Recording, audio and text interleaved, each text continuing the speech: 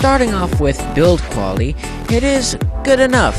It's not the most superbly built cooling pad out there, but it is nicely built, and the metal does feel good and sturdy enough to handle the weight of any laptop I put on it.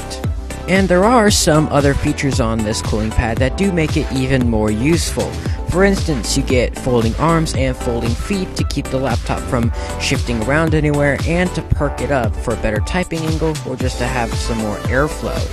It's also powered by 4 120mm fans that actually produce a good amount of airflow. As you can see here, the airflow isn't that good if it's on a flat surface and it doesn't have that much airflow, it doesn't blow that well. But if it's perked up or anything like that, it will move tissue, and the airflow is significantly improved.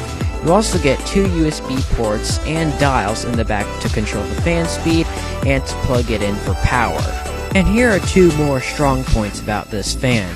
One, it is very comfortable to use on your lap. I'm just loving using this thing on my lap. It's super comfortable, and it cools off your legs as a double.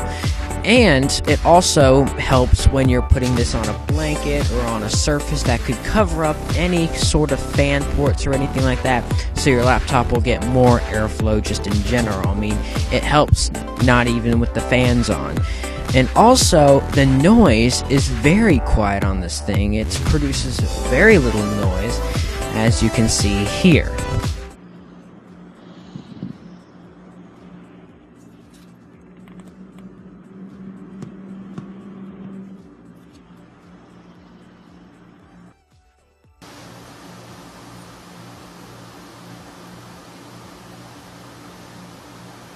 Now, let's look at performance.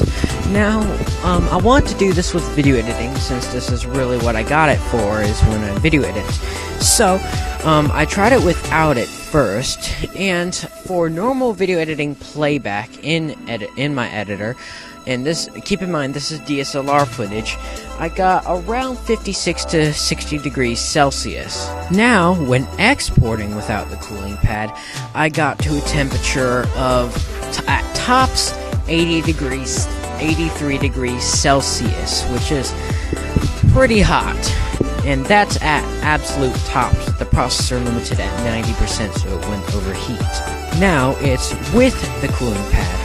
Now, in terms of video playback in the editor, I got around 60 to 70 degrees Celsius, in the range of the 60s to 70s, which is a little bit odd because it's a bit hotter, and this time it has a cooling pad. So maybe it's just a coincidence. It seems like the processor is maybe a little bit more under load. I don't know, maybe that's just a coincidence or just something else happened, but it's definitely still not bad. Now, for exporting with the cooling pad, it has a much better 77 to 79 degrees in terms of temperature range, and that is better than the top 83 degrees Celsius without the cooling pad. So it does make a 3 to 5 degrees Celsius difference, which with a laptop, it does help.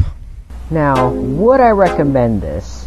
I'm gonna say yes, I would happily recommend this. I mean, this is a great cooling pad, and if your laptop does need cooling and it does have heat problems, then I would especially recommend this. I also was able to fit this in my backpack, so you can also travel with it, and it just works great in general. It helps, it's so comfortable on your lap, and it's only 20 bucks on Amazon, so that's hard to beat.